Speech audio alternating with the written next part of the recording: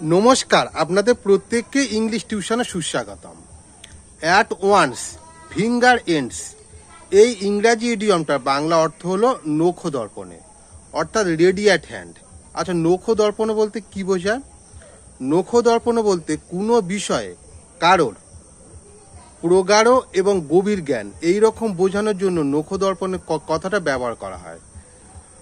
নখ দর্পণে এটা সাধারণত রূপক অর্থে ব্যবহার করা হয়েছে। নখ বলতে হাতের নখ এবং দর্পণ বলতে আয়না। প্রাচীনকালে এটা মনে করা হতো যে নখের মধ্যেই ভূত এবং ভবিষ্যৎ সবকিছু লুকিয়ে রয়েছে। এর একটা উদাহরণ হলো যে